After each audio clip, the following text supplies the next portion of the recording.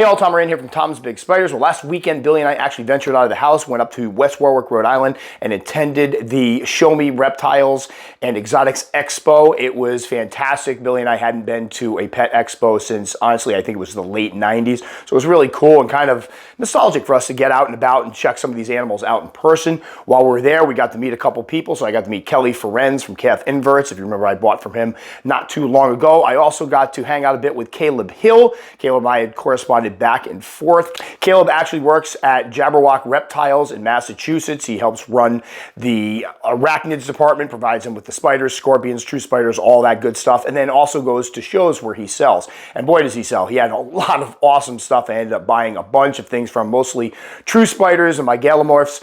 However, he also gave me a young adult female Acanthoscurria geniculata. Now, for those of you who have followed my channel or my website, I have not had a geniculata for quite some time. Back in the day, I had an Acanthoscurria brocklehursti, which is now considered to be just a different form of the geniculata, and that one had long since matured. It was a male, and I sent it out for breeding, and this was long before I was even doing videos. And I've had many people ask me over the years to cover this species, so thank you to Caleb Hill for getting me one so I could finally do this video. Again, I won't talk about something that I haven't raised before, but I did raise one of these from slings to maturity, and now we have a big, beautiful female to rehouse and show off. So really cool. So the Acanthoscurria geniculata, or Brazilian Whiteknee, is very, very popular in the hobby. This is a New World tarantula from Brazil. This large-bodied terrestrial can get 8 inches or more, with some people saying theirs are pushing more 9 inches.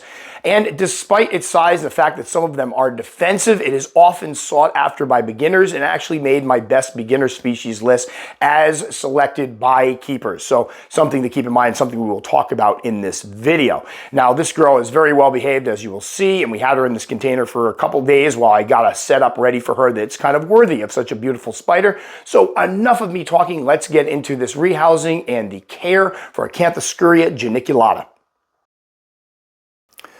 All right, this video has been a long time coming, probably one of the most requested husbandry videos I've had over the years, and as I explained in the intro, the only reason I haven't done one is because the last one I had and grew up to adulthood, it was basically gone before I even started doing videos. So what we have here is the Acanthoscurria geniculata, also sometimes sold as brocklehursti. The hobby brocklehursti is actually just has thinner banding and is not the true brocklehursti. So if you see those offered, if they look exactly like a geniculata, it's just like a different color form of the geniculata. But gorgeous, absolutely gorgeous spider and a true hobby staple. I've been working on my list of hobby staple video for quite some time now, and one of the things that was holding me back is the fact that I didn't have an adult specimen to show off. Well, now we've handled that. These guys are also considered to be one of the giants, with some specimens reaching anywhere from 7.5 to 8 inches or so. I have had folks tell me they have ones that have gotten even larger than that, so this is a big, beefy spider. Now, what we are going to do here is first we're going to concentrate on what I'm putting this one into as an adult, and if Billy backs up, what we will see here is the Exoterra Mini. That's a 12-inch by 12-inch by 12-inch cube. I've been using some of these for some of my larger terrestrials. I just like the size of them. And again, it doesn't, I've had people ask if it offers too much height because it's 12 inches. But again, we're going to put a lot of substrate in here, probably about 5.5 inches of substrate in the back or so. And then in the front, it goes down a little bit, but not enough room for it to actually fall and harm itself. And then I do want to make clear that there will be a nice water dish right in here, but for the sake of the rehousing, the water dish is sometimes get in the way, so we'll put that in afterwards. Now, as far as what's in this container, this enclosure, we have BioDude substrate. I love the BioDude stuff. I use it for just about everything, but you don't have to use BioDude substrate. You can go much cheaper by using the standard cocoa fiber. I've steered away from peat because of some of the issues with what it can do to the environment, so I haven't been using that as much, but back in the day I would mix peat, cocoa fiber, some vermiculite, or some sphagnum moss. You can do topsoil. There's a lot of different things you can use as substrate, and they're not wrong. And I have heard people say that cocoa fiber is not a good substrate for tarantulas. I would beg to differ. A lot of people use it without issue. Is it the best stuff for burrowing species? Probably not, but it'll work in a pinch. Now, as far as what we have in here, we have a pothos plant. I like putting those in for some of these enclosures, especially the ones with the glass enclosures, because they just look so pretty. I have some leaf litter. We have cork bark. I've created a little hide under there for it. And then we have some green moss around here just to kind of make it aesthetically pleasing. The top, and I will put this in front of Billy, is one of the Tinker frames by C&M terrariums, I believe. I've been using these on a lot of things. I've had some people express concerns that there's not enough ventilation in them. I generally use them for ones that I have planted as quote unquote bioactives. They literally just have a plant and springtails in them. They're not true bioactives, but I figure that would help kind of with the oxygenation inside. But I have heard some folks that take the plexiglass and they drill holes in it to add a little more ventilation. That wouldn't hurt. And if I have one that I set up that doesn't have the plant in it, I probably would drill some holes as well.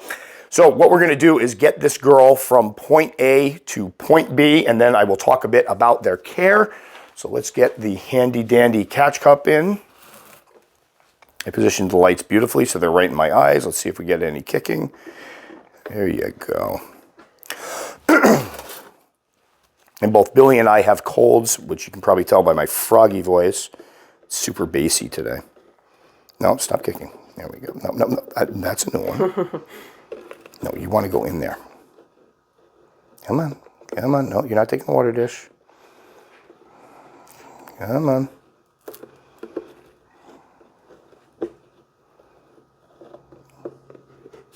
Wow. Spicy little girl. She's just digging in. She's like, I'm comfortable here. She's been in there for a couple days, so. What we're going to do is drop her on top. Right through the back. Now, for people who don't kick as she goes, what she is doing there, she's not kicking away at the brush. She is kicking what are called urticating hairs or urticating bristles. Those are pretty nasty. They get in your skin. They feel sometimes, in a good case, they'll just feel like fiberglass dust. In a bad case, they can burn, they can itch, they can even cause some blistering. It's a defense mechanism for the tarantulas. So there she is in her new enclosure, looking absolutely, I can't wait to have this one grow up a little bit. I've been without a geniculata for far too long. Now, as far as care for these guys, slings, I usually they grow quickly. So I usually start them in a 16-ounce deli cup, although if you have a really small sling, you could put them in a larger dram vial. Just know it may mean an extra rehousing. The slings did not do a lot of burrowing per se. They did bulldoze a lot, and I will show a picture of a young sling that I have now. Dug a little bit, but didn't really burrow, and this has happened both times. The one with my original quote-unquote Brocklehurst and with the new one. I have had some folks say that theirs have dug little burrows. I have had a lot of other folks tell me also that theirs just kind of push dirt around and don't do anything with it. So I haven't seen burrowing, but that's not to say that they won't do some burrowing. They are awesome eaters. When they're small, I usually feed them small crickets, small roaches, small mealworms, something along those lines. I've never had to pre-kill something for them to scavenge feed on, but do know that if you have a really teeny tiny sling and can't get small enough prey, they will scavenge feed. So you can kill a cricket, open it up and leave it in there, leave cricket drumsticks in there, which is when you cut the back leg off a cricket. Anything like that will work. Now for the juveniles, my juvenile, when I had it, I moved it into something that was like 7.2 quarts. I only know that because I looked up my old husbandry video on it. But to be more specific, something around 2 gallons or so is a good size for a juvenile, even a little larger, because again, they're going to start putting on some decent size. They're big spiders, and I've had them go from about a 1/2 inch or so to 3 inches in a year. Other folks have reported theirs going from a 1/2 inch to even 4.5 inches in a year. So do know that they can grow rather quickly, and the juveniles, you want to give a little room so you don't have to rehouse them as much. And then again, you're feeding them larger prey at this point, usually large crickets, roach, or worms. As for moisture, this is a very, very hardy spider, and I have heard people that keep them relatively dry. I like to give the slings some moisture, so I keep the substrate moist with a little moist moss and maybe even a little water dish if I can fit it in there. For juveniles, again, I like to keep it moist so the bottom layers stay moist, the top layers can dry out a little bit. And then for this adult, obviously we have the plant here. We will keep the section in the corner. Sorry, Billy had a good focus on the spider and I didn't warn her ahead of time. With this plant in the corner, we will keep this corner moist. There'll be a water dish in here, but the rest will be allowed to dry out a bit. So it's not one that I would consider moisture dependent, but they do appreciate a little bit of moisture.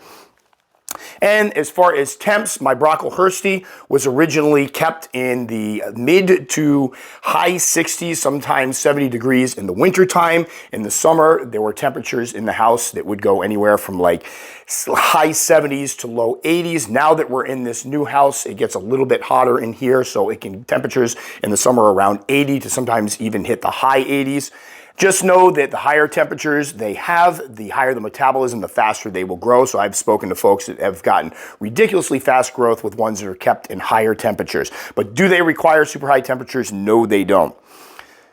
And I get a lot of folks asking, is this a good beginner species? Normally, I would have folks shy away from it, but when I did my top 13 best beginner species as recommended by keepers and those who keep them, this species actually ended up at number 9. So yes, it can make a good beginner species, especially for folks that are starting with slings, because again, the slings eat well, they're easy to keep, they're fast growing, as long as the keeper is aware that they're going to have a big, possibly bold, and some people have even talked about very defensive spiders. Although obviously this young lady right here is very, very calm and relaxed, and my Brocklehurst male was actually very calm and relaxed. I've spoken to many other people that report having much more high-strung defensive spiders. Instead of kicking hairs, you're more likely to get a threat posture, maybe a little striking, so just keep that in mind. And they are big spiders, so for folks that aren't used to keeping larger spiders and folks that are used to maybe the more laid-back Aphonopelma or Brachypelma species, it could be a little startling to have a possibly 8-inch spider throwing up the old threat posture on you. So finally, a full husbandry video on the Acanthoscurria geniculata, something that's been sorely missing from my catalog for quite some time. Awesome spiders. I had this one here. I had a little sling that I actually purchased that I was going to wait many years to do a video on. So a huge thank you to Caleb Hill. It was awesome meeting him and for providing me with this amazing, beautiful female specimen so we could finally do this video. And I will obviously do updates as she settles in and as the other one puts on some size.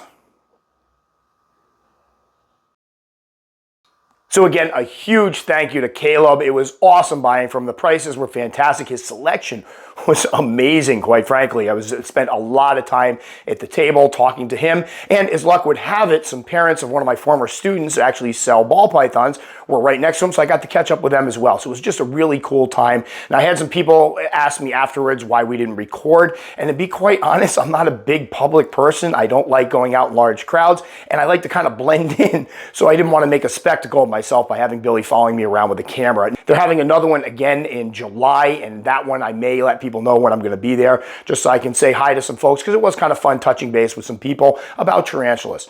So that will do it for this one. As always, if you liked it enough to subscribe, very much appreciate. Click the little circle up in there. If you'd like to check out some more videos, I put them probably around in here. As always, if you take the time to comment, I will take the time to respond. Just may take me a little while. I've been trying to keep up with things, but it's been very, very busy, and I've been getting overwhelmed. And sorry for the voice. Obviously, I have a cold, and it's really annoying trying to talk. That will do it for this one, guys. Stay safe. We'll catch you all next time.